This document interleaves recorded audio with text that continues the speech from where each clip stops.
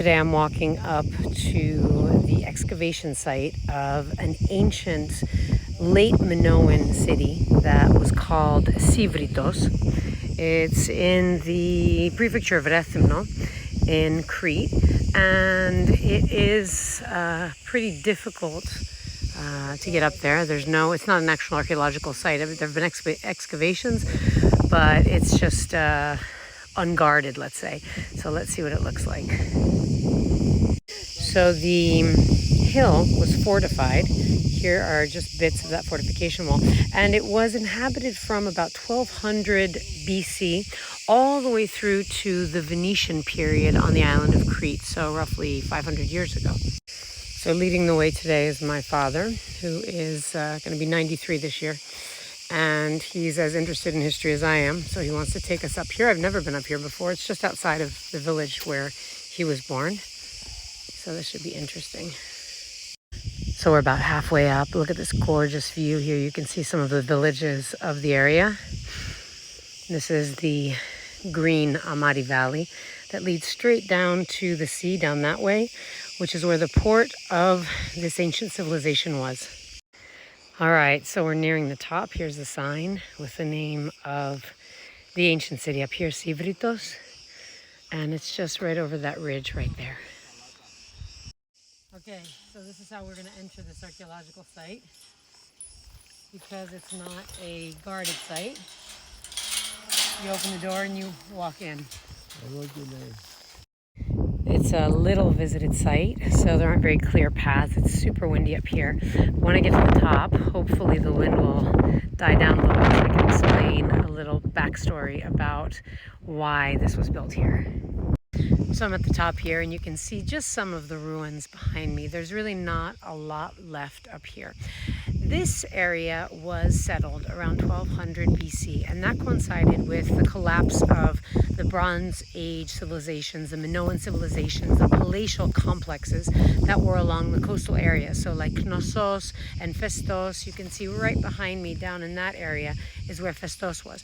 And what happened was invasion, let's say, of what are known as the sea people. So people who, like pirates, let's say, of today, came and started incursions on the palatial complexes that were along the coasts.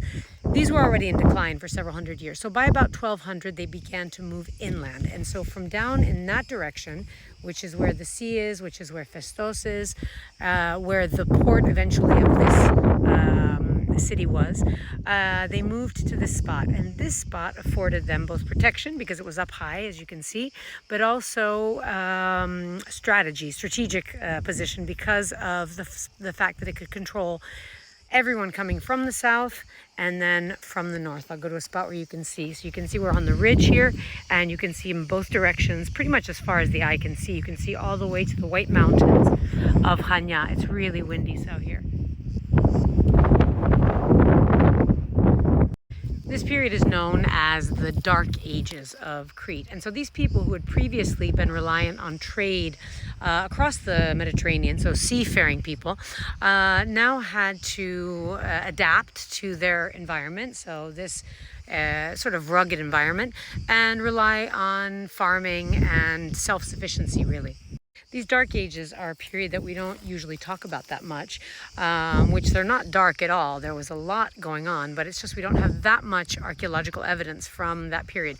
We have more excavations, let's say, from the Bronze Age, the Minoans, the Mycenaeans, and then jumping over the dark ages to the Archaic and then the Classical period. But this area right around me here, from about 1200 through the Hellenistic period, through the Roman times, through even the more current Venetian period, so 1200 to 1600 was this area was inhabited. So really important spot here right in the center of Crete and right next to my father's village.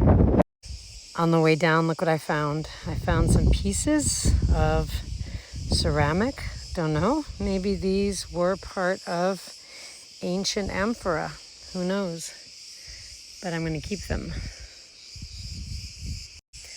Now, I know I'm a little bit biased because this is where my ancestors come from, but this area of Crete, which is not visited as much as it should be, really should be on your radar. It's called the Amari Valley, Amari, and it just has so much in terms of natural beauty and history and, ancient history and more modern history, and beautiful villages, inexpensive food, inexpensive accommodation. And yeah, I think if you're in Crete, you should take the road through Amari and you will not regret it, I'm sure.